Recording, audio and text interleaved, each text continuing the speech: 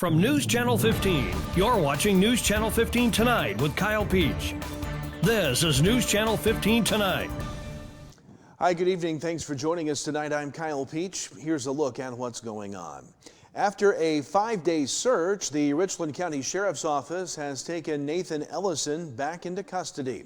Ellison escaped after failing to report to the Sheriff's Office to turn himself in. According to Richland County Sheriff Andy Hires, Ellison was charged multiple times with failing to register as a sex offender. He pled guilty to at least one of those charges and was given 6 years in state prison. But rather than being held after his conviction, Ellison was released on electronic home monitoring in accordance with the new Illinois Safety Act. When his time to report to the Sheriff's Office for transport to prison came, the Sheriff's Office found that he was dropped off in the parking lot of the Sheriff's Office by his mother and girlfriend, but instead of going inside to turn himself in, he went to a nearby business, went into the bathroom, cut off his ankle monitor, threw it in the trash, and ran off. Ultimately, yesterday, deputies from Richland County and Olney Police were given consent to search a home in Olney where Ellison was found and taken into custody. Now, his girlfriend, Olivia Pfeiffer, was also arrested and charged with concealing or aiding a fugitive. Hires says that Pfeiffer originally cooperated with police after Ellison failed to turn himself in. However, she was allegedly back in contact with him 24 hours after being dropped off at the Sheriff's Office parking lot. Ellison and Pfeiffer were taken to the Richland County Detention Center.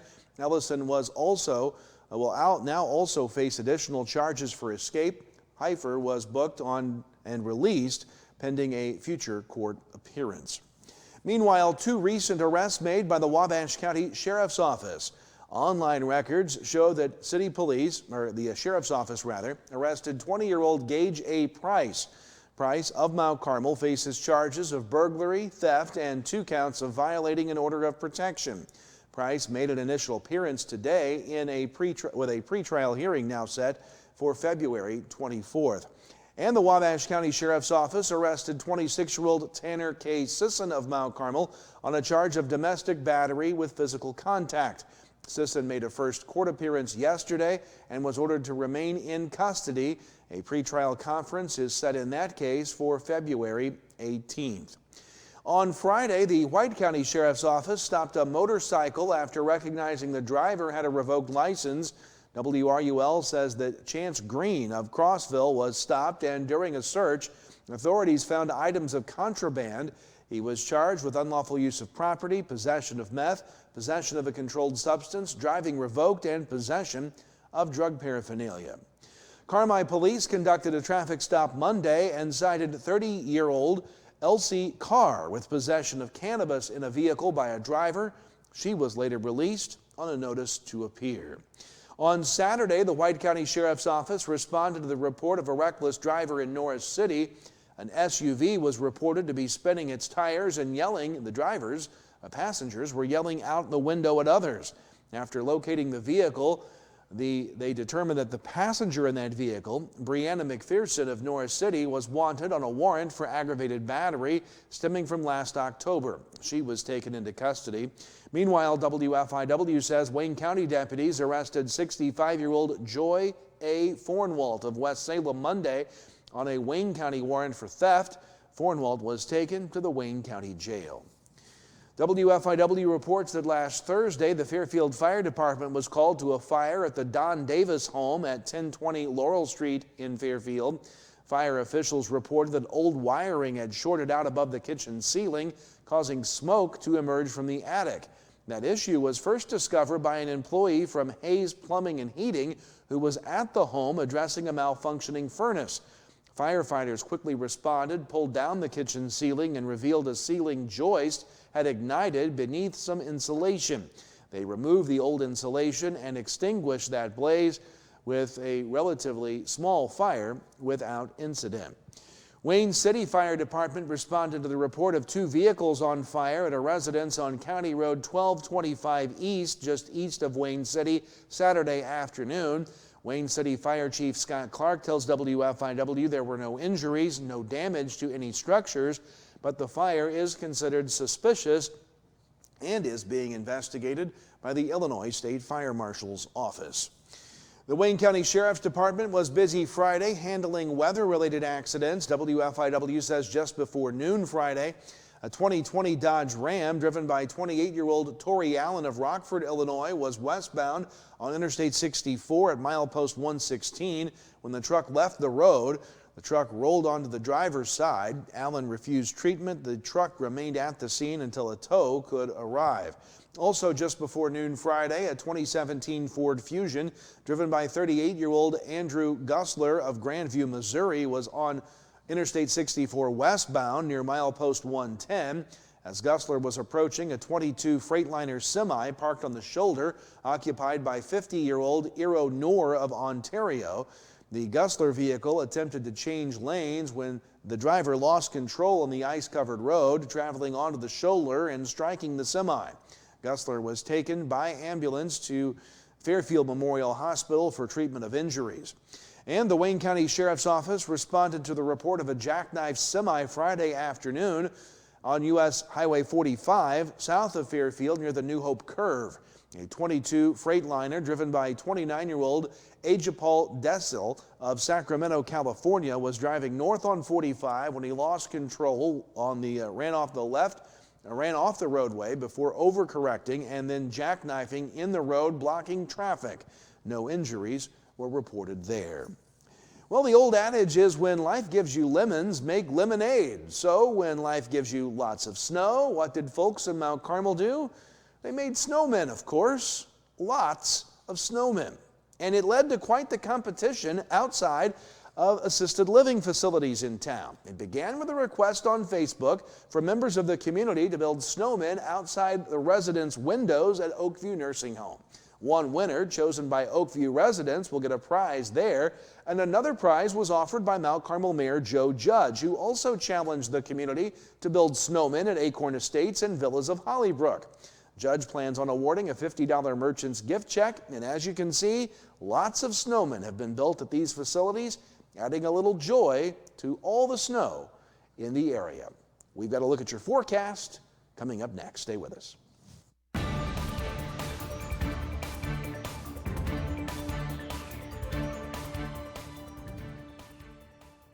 At Wabash General Hospital Senior Enrichment Center, we believe that sometimes a helping hand is all it takes for seniors to get their lives back on track. Our dedicated team of healthcare professionals are here to offer guidance and support, helping navigate the unique health and lifestyle concerns faced by seniors. Whether dealing with feelings of anxiety, loneliness, or unresolved grief, struggling with changes in mood or concentration, or coping with health-related challenges, we're here for you. Call Wabash General Hospital Senior Enrichment Center at 618-263-9116.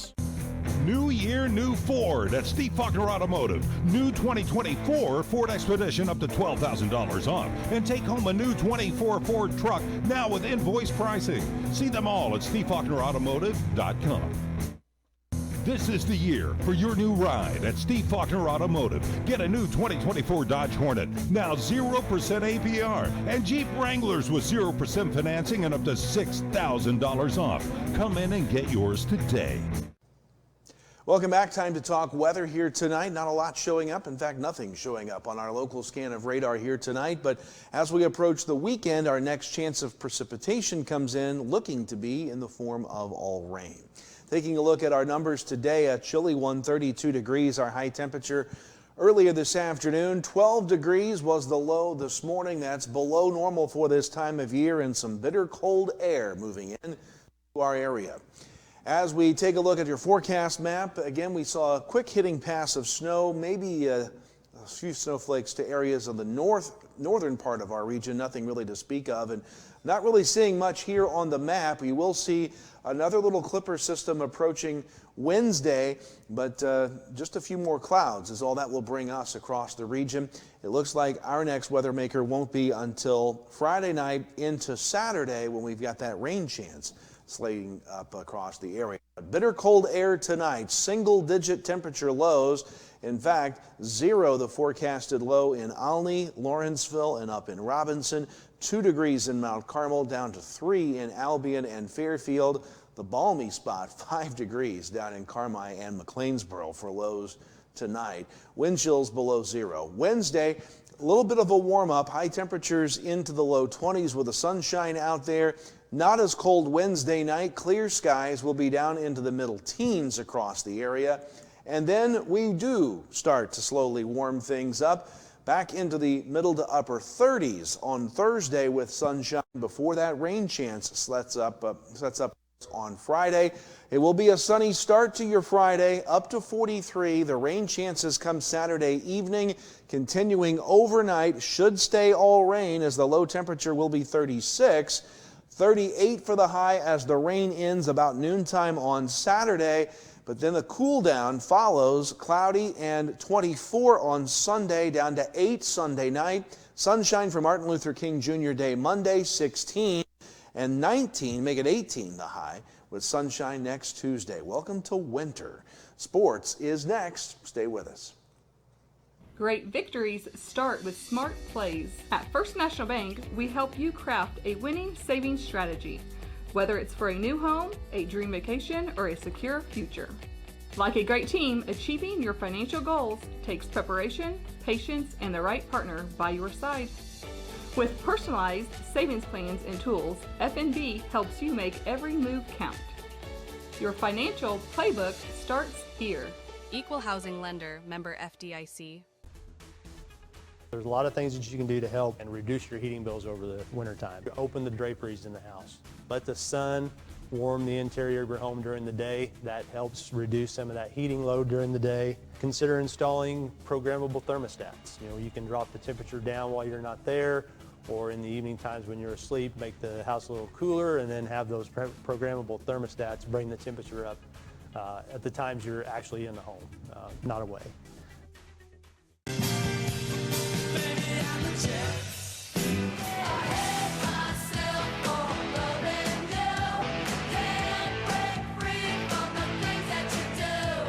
In our days, 'cause I found God. Don't wanna be an American idiot. Fever, 'cause I'm breaking. Welcome back. Time now to take a look at sports. Girls high school basketball action last night in the Little Illini Conference. Newton beats Mount Carmel at the buzzer, 50-48. You can see that game again tonight at 7 and 11 here on News Channel 15. Elsewhere in the LIC, Olney beat Casey 55-24. In the Black Diamond, Edwards County beat El Dorado 72-24. At the Midland Trail Conference Tournament, Red Hill gets its first win of the year. They beat Wayne City 51-34. Red Hill later lost to Woodlawn 52-17. In the National Trail Conference, North Clay City beat Beecher City Cowden Herrick 50-36. In other action, Cesar-Valier beats Carmi 49-45. Effingham St. Anthony beats Salem 56-37. There was one boys game last night. North Clay City beats Beecher City Cowden Herrick 80-34. Finally, congratulations to former Mount Carmel player and head coach Ryan Haywood. Haywood, now the head coach at Southridge in Indiana, picked up his 250th career win last night. Mount Carmel was his first head coaching job, where in 8 years at the helm, he recorded a 77-97 record, guiding the Aces to regional championships in each of his first 3 seasons in 06, 07, and 08, and winning the school's first sectional championship since 1944 in 2007. Haywood went on to coach at Princeton, Indiana from 2012 to 2019, winning a sectional there in his final season. He then took the reins of Lagodi from 2020 through 2023, winning sectional titles and a regional. He then took over the reins at Southridge last year, winning another Indiana sectional crown. He's had 7 straight winning seasons, having lost no more than 7 games in that stretch per year. His Raiders are 8-1 this year. Now in his 20th season as a head coach, Haywood is 250 and 222 all time. Junior college basketball last night. Wabash Valley sweeps Lincoln Trail. The Lady Warriors won 123-65. The Warriors won the men's game 83-76. You can see those again Thursday night right here. Meanwhile, the latest NJCAA women's basketball poll is out. Wabash Valley drops from 5th to 7th following their loss last week to now 5th ranked Three Rivers. That does it for us tonight. Thanks for joining us. Have a great night. We'll see you tomorrow.